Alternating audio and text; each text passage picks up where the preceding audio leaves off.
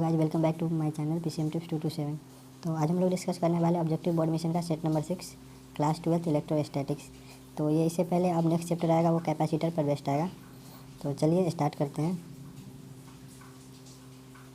तो यहाँ पे आपका फर्स्ट क्वेश्चन है, यहाँ पे ई आवेश और एम द्रव्यमान वाले इलेक्ट्रॉन को भी विभवांतर से त्वरित किया जाता है तो उसका अंतिम वेग होगा, यानी इसका फाइनल वेलोसिटी आपसे पूछ रहा है। और इसका जो जब हम लोग जानते हैं कि जब क्यू चार्ज रहता है और उसको भी विभवांतर में जाता है, भी विभवांतर से एक्सेलरेट करता है, त्वरित होता है, तो वो क्यू इंटू भी एनर्जी गेन कर लेता है।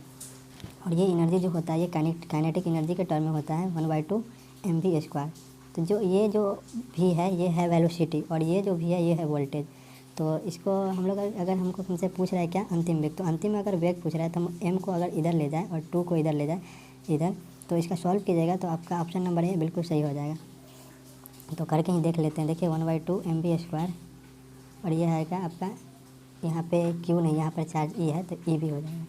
तो यहाँ पे हमको निकालना है वी का वैल्यू, तो यहाँ पे हो जाएगा v equal to root under आपका आ जाएगा 2ev/m।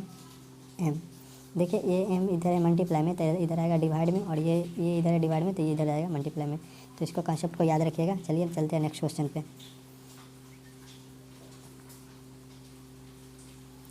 देखिए यहाँ पे सेकेंड क्वेश्चन क्या कर रहा है, यहाँ पे बोला एक आवेशित गोलीय चालक के आवेश का पृष्ठीय घनत्व सिग्मा है, इसके पृष्ठ पर विद्युत क्षेत्र ई तथा चालक का विद्युत विभव भी है। आवेश के नियत रखते हुए त्रिज्या को आधी कर दी जाए तब गोले के पृष्ठ पर विद्युत क्षेत्र और विद्युत विभव होगा।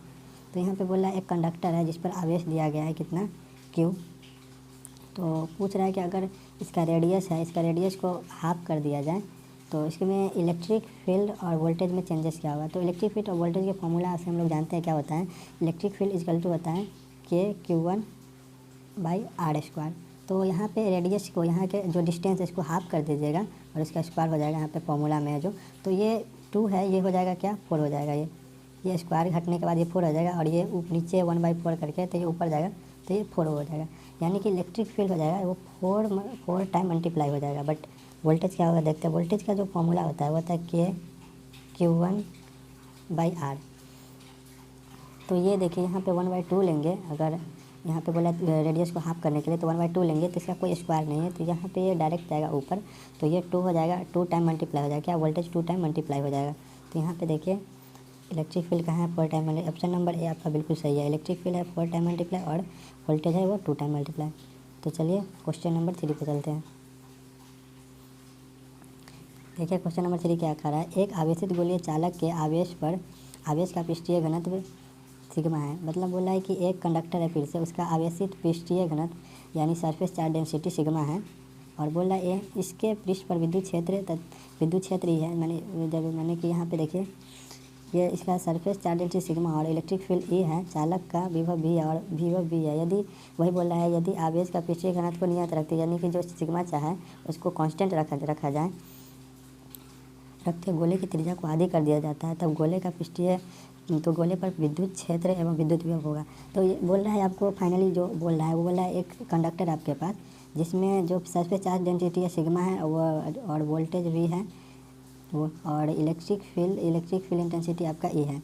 तो आपको बोल रहा है कि अगर ये जो सरफेस चार्ज डेंसिटी सिग्मा है इसको कांस्टेंट रखा जाए और जो इसका रेडियस है उसको हाफ कर दिया जाए तो इलेक्ट्रिक फील्ड और वोल्टेज में क्या चेंजेस होगा। तो इसका सही आंसर हो जाएगा option number A, electric field E और वोल्टेज होगा V/2।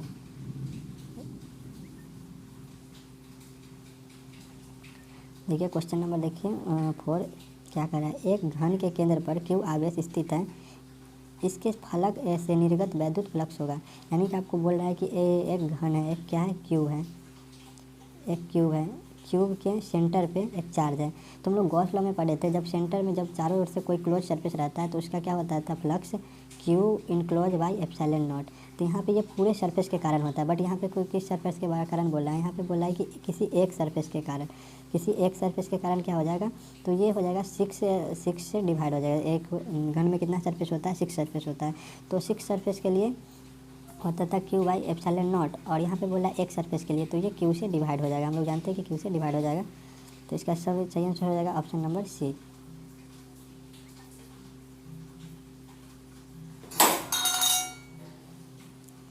देखिए क्वेश्चन नंबर 5, अनंत लंबाई वाले एक समान आवेशित तार के कारण वैद्युत क्षेत्र E है। इसके प्रेक्षण बिंदु की दूरी r पर निम्नलिखित में से किसके अनुसार विचरण करता है। देखिए यहाँ पे आपको बोल रहा है कि एक अनंत लंबाई के इन्फिनिटी लंबाई का एक तार है, अनंत लंबाई के एक समान आवेशित तार है, अनंत लंबाई वाले एक समान आवेशित तार के कारण वैद्युत क्षेत्र E इसके प्रेक्षण बिंदु की दूरी r पर निम्नलिखित में से किस अनुसार विचरण होगा। यानी कि आपको बोल रहा है कि एक इन्फिनिटी लंबाई यानी अनंत लंबाई का एक तार है जिस पे चार्ज डिस्ट्रीब्यूट है, चार्ज है, प्लस चार्ज हो या माइनस चार्ज हो, कोई भी चार्ज रखा गया है।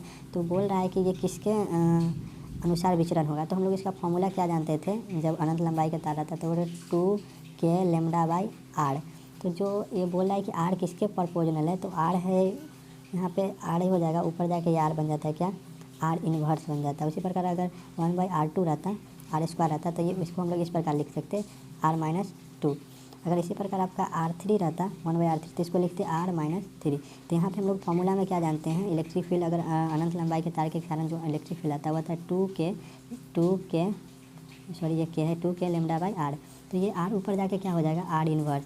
तो ये किसके प्रोपोर्शनल होगा, E = r इन्वर्स के प्रोपोर्शनल हो जाएगा। तो चलिए ऑप्शन नंबर बी बिल्कुल सही है इसका। देखिए क्वेश्चन नंबर 6 यहाँ पे बोल रहा है E = 0 वाले क्षेत्र की विभव भी है, E = 0 वाले क्षेत्र में विभव भी है का दूरी r के साथ विचरण होगा। तो यहाँ पे आपको बोल रहा है कि एक कंडक्टर है जिसमें इलेक्ट्रिक फील्ड 0 है और v है वो क्या होगा। तो हम लोग जानते हैं कि जो वोल्टेज के टर्म में जो इलेक्ट्रिक फील्ड होता था क्या, वो होता है dv/dr। क्या होता था, dv/dr।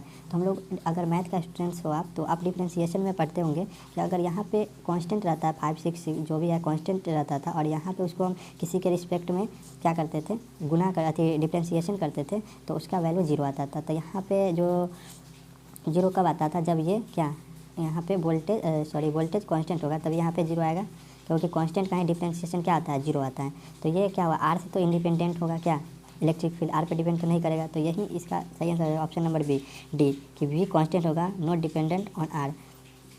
तो फिर से समझा देते हैं। देखिए इसका एक और कॉन्सेप्ट है, यही कि देखिए हम लोग क्या जानते हैं वोल्टेज के टर्म में इलेक्ट्रिक फील्ड, तो जानते थे E = dv/dx या dr जो भी आप लिख सकते हैं।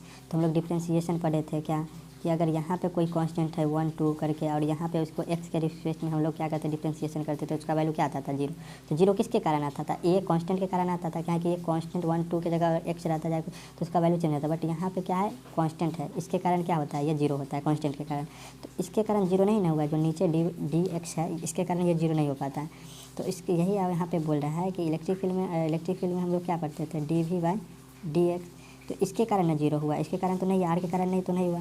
तो यही बोल रहा है कि भी क्या था, कांस्टेंट था तभी 0 हुआ था क्या, इलेक्ट्रिक फील्ड। तो यही आपको बोल रहा है कि भी कांस्टेंट होगा और नॉट डिपेंडेंट ऑन r, इसका सही आंसर हो जाएगा। देखिए क्वेश्चन नंबर 7 यहाँ पे बोला गया दो गोले की त्रिज्या r1 r2 दो गोले की त्रिज्या r1 r2 है, इनको आवेशित करने पर इनके आवेशों के पृष्ठीय घनत्व समान है, इन पृष्ठों पर विभवों का अनुपात होगा। तो यहाँ पे बोला है कि दो चार्ज हैं, क्या है, दो चार्ज हैं और वो किस पे डिस्ट्रीब्यूट किया गया है, किसी गोला है तो उस पर डिस्ट्रीब्यूट किया गया, गोला पे चार्ज डिस्ट्रीब्यूट किया, प्लस चार्ज या माइनस चार्ज डिस्ट्रीब्यूट कर दिया गया। एक आवेश पृष्ठीय घनत्व, जिसका पृष्ठीय घनत्व क्या है, सिग्मा है, दोनों का पृष्ठीय घनत्व सिग्मा है, तो इसका टोटल चार्ज पहले हम लोग निकाल लेते हैं, इसका टोटल चार्ज क्या होगा। तो देखिए टोटल चार्ज होगा सिग्मा इंटू क्यू, इसका टोटल चार्ज होगा क्यू हो जाएगा सिग्मा इंटू इसका पूरा area. Total charge surface charge density कितना है, सिग्मा। तो अगर सिग्मा को चार्ज को हम लोग इसके एरिया से गुना कर देते हैं तो टोटल चार्ज निकल जाएगा। तो ये इसका टोटल चार्ज है सिग्मा इंटू एरिया A1।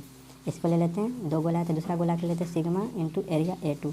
तो यहाँ पे हम लोग जानते हैं कि जो गोला के एरिया होता है क्या होता है, 4 पाई इंटू r1 यहाँ पर ले रहा है r1 का स्क्वायर, यहाँ पर बोल रहा है 4 पाई r2 का स्क्वायर। तो ये हो जाएगा, दोनों का चार्ज क्या हम लोग निकाले हैं 4 पाई r1 का स्क्वायर, ये हो गया फर्स्ट गोला का। इसी प्रकार यहाँ पर Q2 निकालेंगे तब यहाँ पे Q2 4 पाई r2 का स्क्वायर। ये जब निकाल लीजिएगा चार्ज तो हम लोग को क्या बोला है, विभव बोल रहा है, तो विभव का फॉर्मूला क्या होता है। तो यहाँ पे फर्स्ट गोला के लिए V1 निकालिएगा, तो यहाँ पे हो जाएगा आपका KQ1/R। तो यहाँ पे जो Q1 की जगह पे आप निकाले थे, जो Q1 की जगह पे आप जो Q हम टोटल चार्ज निकाले थे क्या 4 पाई R1 का स्क्वायर, इसको हम आई स्क्वायर इंटू में क्या था सिग्मा, तो इसको हम लोग यहाँ पे डाल देंगे। V1 इसी प्रकार निकालेंगे और V2 भी इसी प्रकार निकालेंगे। अगर दोनों को डिवाइड कीजिएगा आप V1 और V2 को, तो इसका ऑप्शन नंबर बी बिल्कुल सही हो जाएगा। तो thanks for watching this video. अगर यहाँ पे कोई दिक्कत हो तो उसका क्वेश्चन नंबर लिख के कमेंट कर दीजिएगा, उस पर स्पेशली उसी टॉपिक पे वीडियो आ जाए।